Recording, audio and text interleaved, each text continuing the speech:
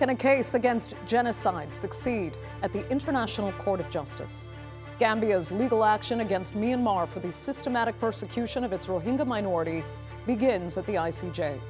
But with the rule of international law more fragile than ever, will the Rohingya see justice?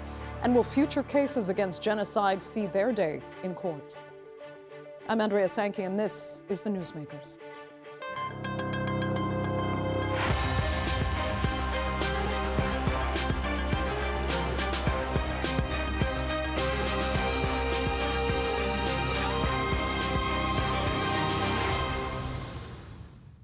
Almost a decade after fleeing genocide in Myanmar, some 1 million Rohingya refugees remain dependent on humanitarian aid in Bangladesh, unable to return to their homes. In 2019, their plight led the West African nation of Gambia to file a landmark case against Myanmar's authorities for genocide. And today, that case is finally being heard at The Hague. But with many accusing the ICJ of delivering little more than symbolic judgments at best, will the Rohingya ever see the fruits of justice? And will the case set a precedent that Israel should fear? Here's a look. In 2017, Rohingya Muslims in Myanmar faced unimaginable atrocities. In a massive escalation of events that began in 2012, villages were burned, thousands of Rohingya were massacred, and reports of the rape and sexual abuse of women were widespread. The UN has described the brutal campaign as a textbook example of ethnic cleansing. More than 770,000 fled the violence and took shelter in Bangladesh. Today, they're one step closer to justice. The International Court of Justice is hearing a landmark case accusing Myanmar of committing genocide. It is not about esoteric issues of international law. It is about real people, real stories, and real group of human beings, the Rohingya of Myanmar. They have been targeted for destruction. Gambia filed the case back in 2019. At the time, Myanmar's civilian leader Aung San Suu Kyi defended the country, saying the accusations were incomplete and misleading.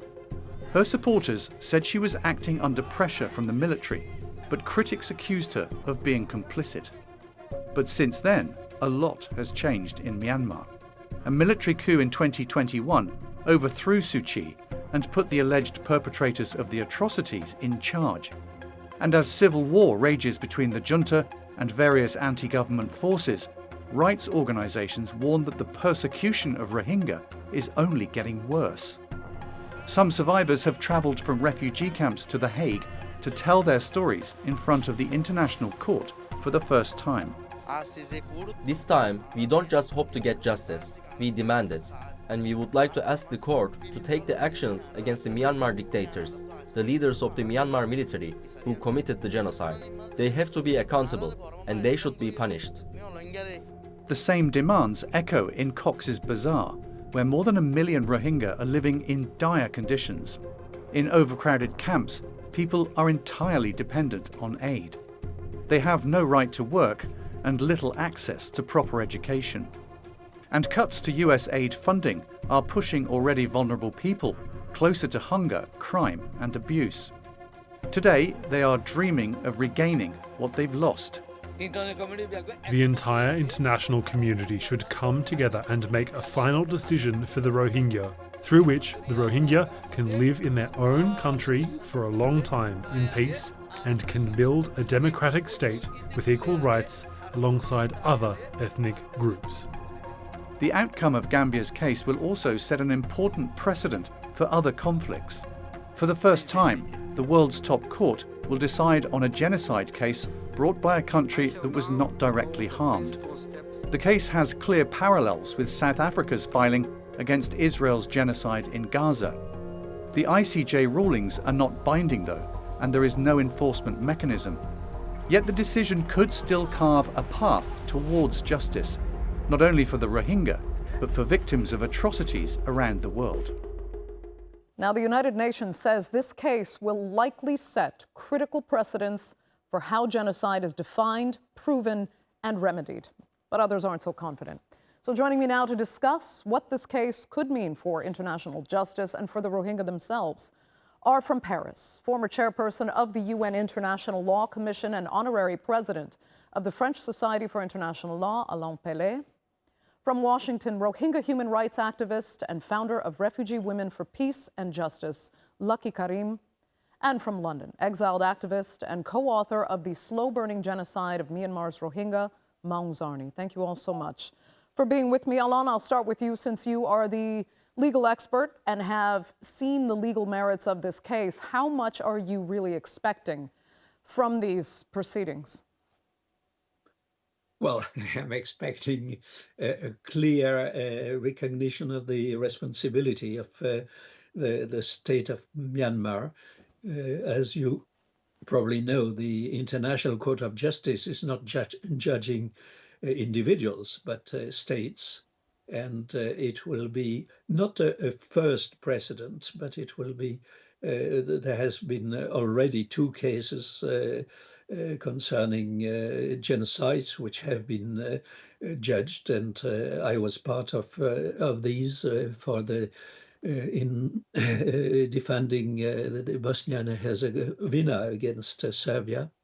But this will be a very important one because the profile of the genocide against the Rohingyas is different from the precedents and is special. And I think it is an occasion for the court to clarify what are the conditions for finding a genocide. So do you think ultimately it will set that critical precedent they referred to for how genocide is actually defined, how it's proven, and how it's remedied, most importantly, I think?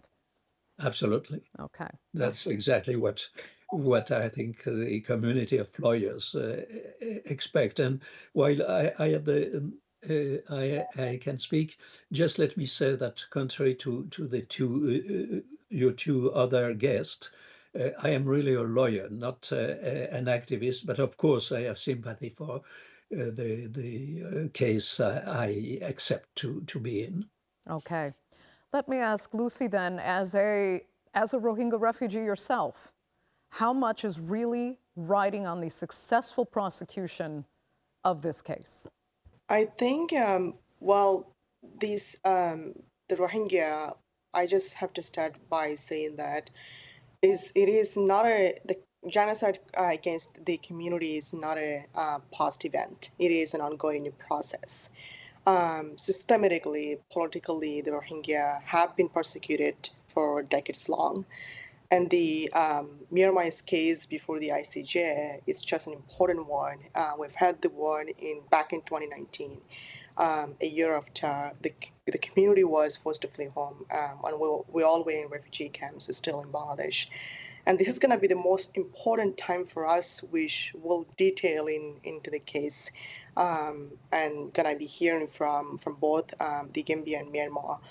What we are expecting is, to begin with, since the coup in February 2021 in Myanmar, the military, despite the previously ordered provisional measure by the court against Myanmar, the junta continued to commit genocide against the Rohingya community in northern part of Rakhine State or broader Myanmar.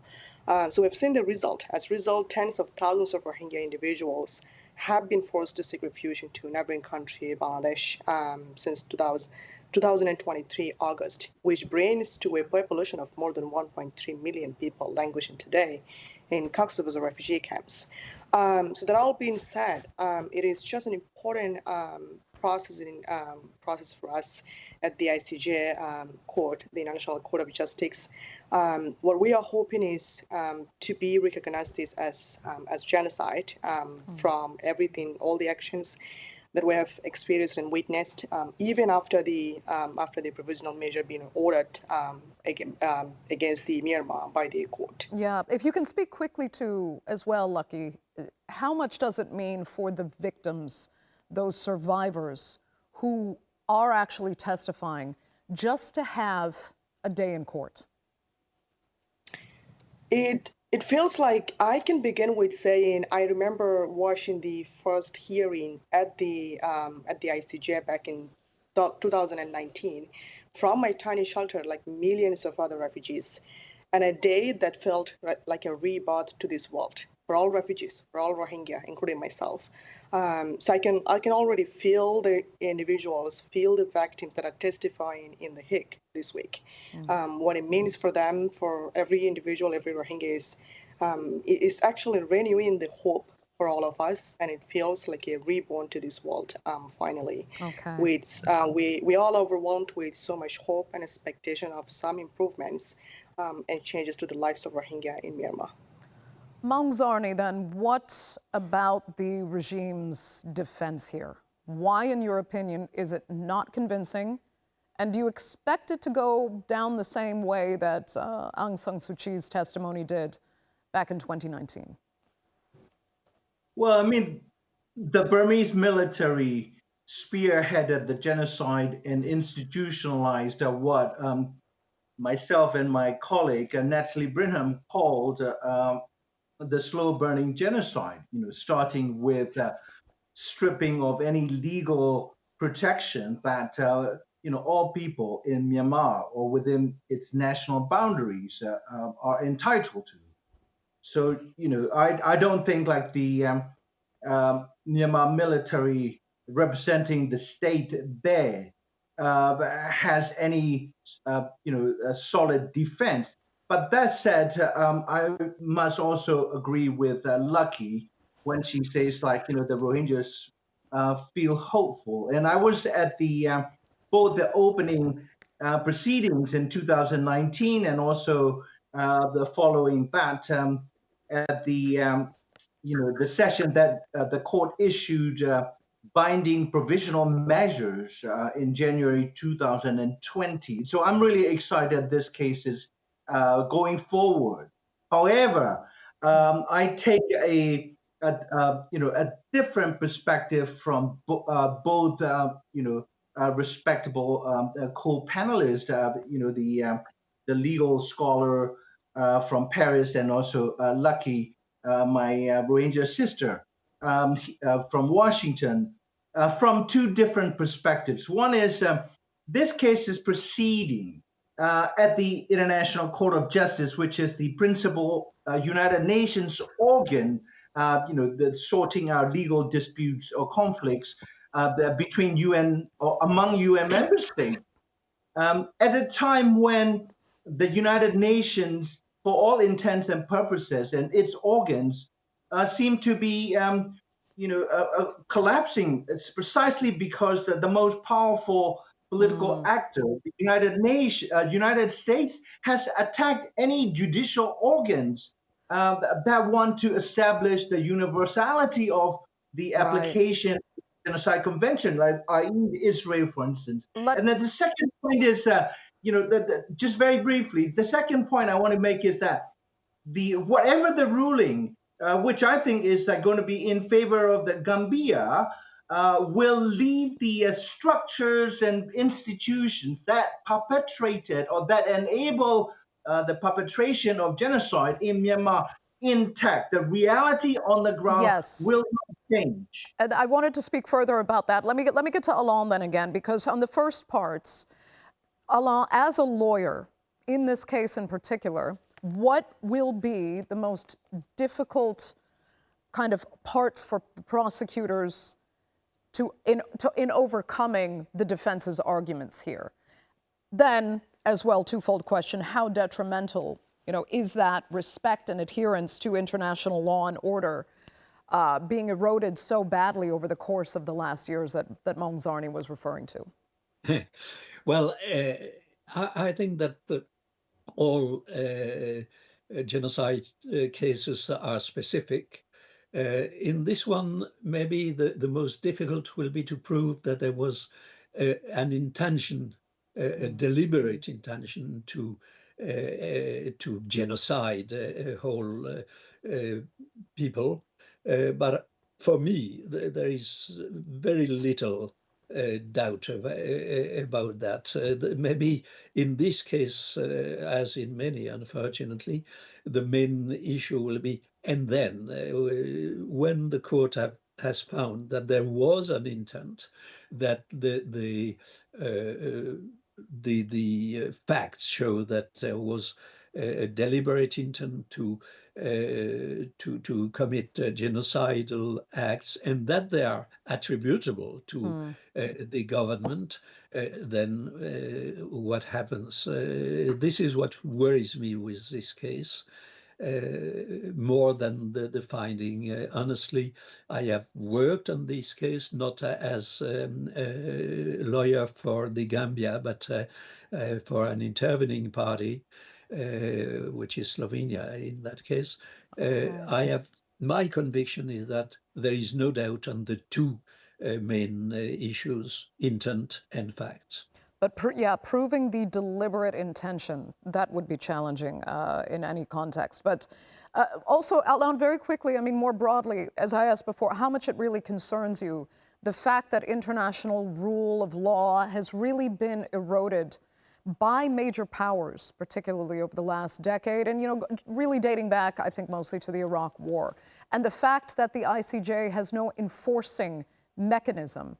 Do you expect, you know, even if the verdict comes down on the side of the Rohingya, will that verdict be truly celebrated once the reality sets in that there is no legal enforcement mechanism?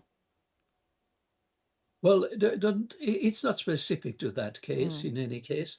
And don't forget that the judgments of the ICJ are, of course, directed to the guilty case as the responsible state, but also to the whole word opinion.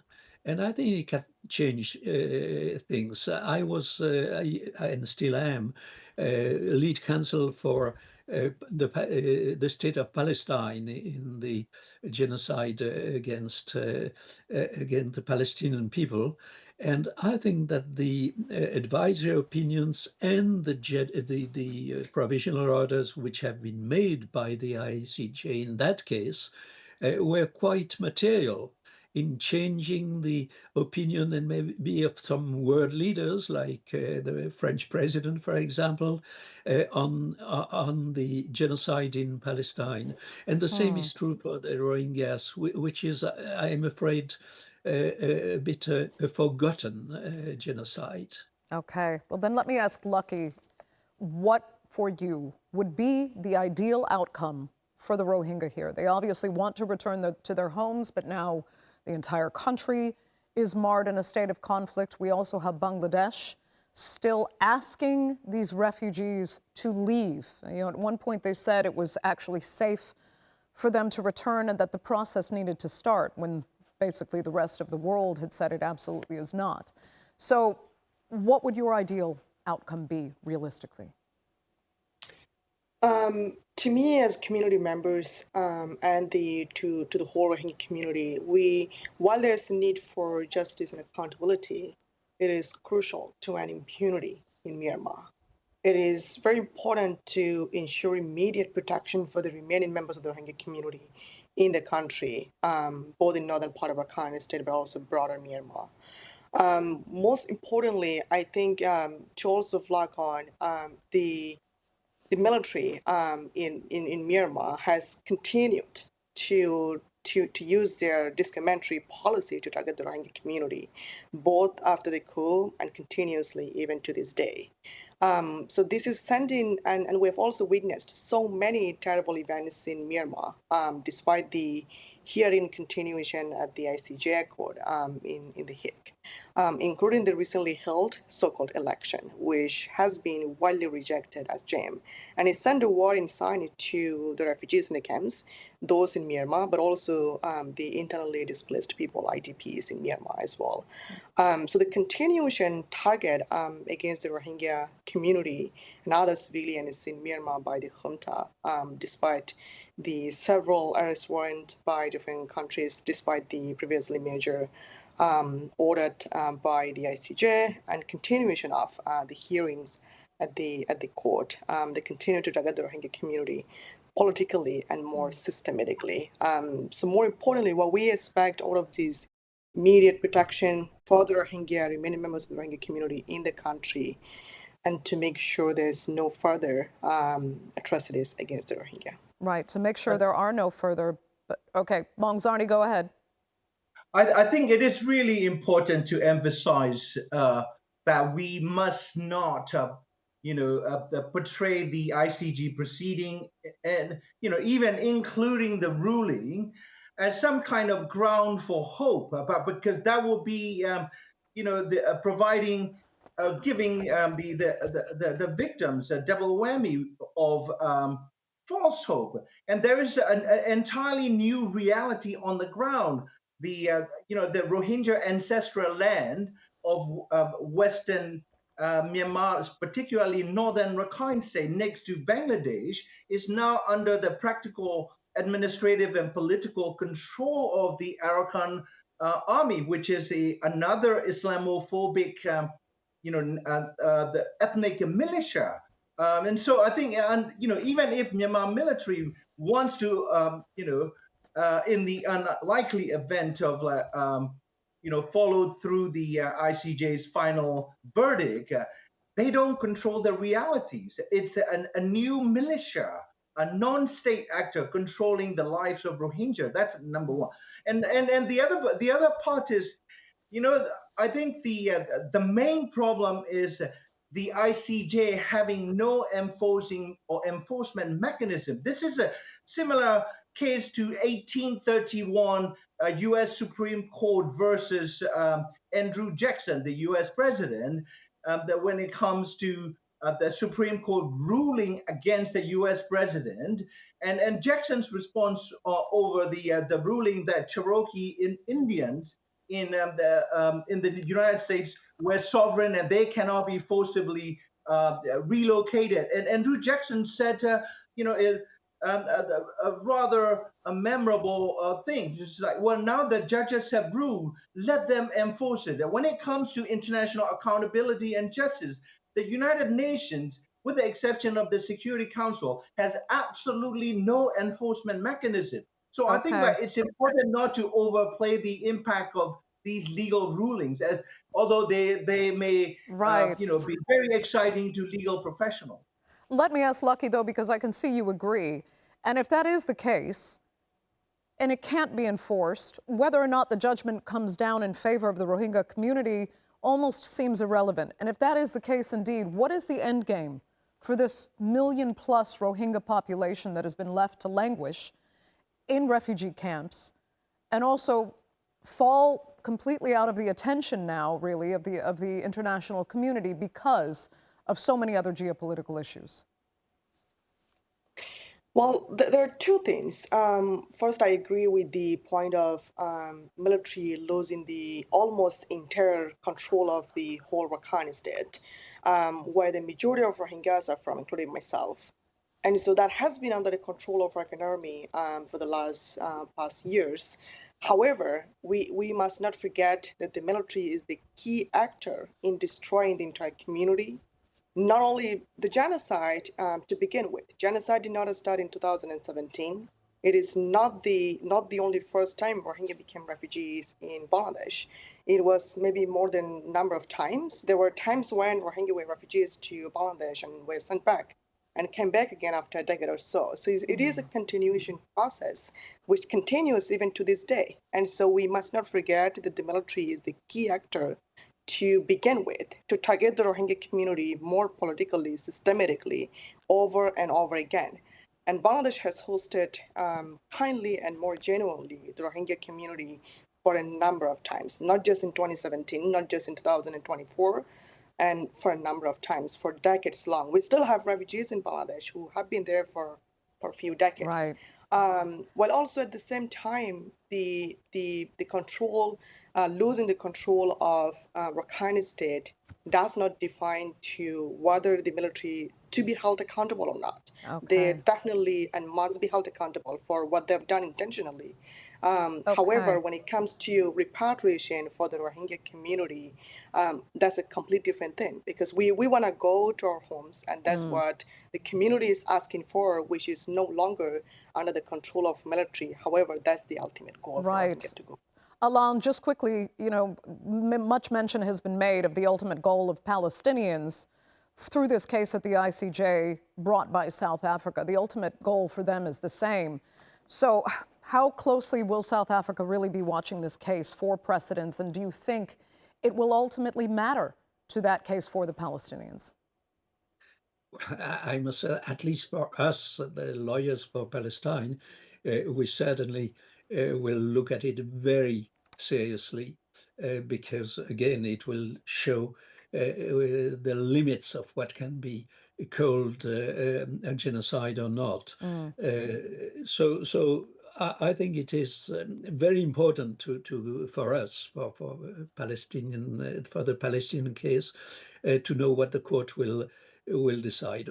Honestly, in both cases, I don't have real doubts, but each case is specific, and we look forward because the definition of genocide is not that clear.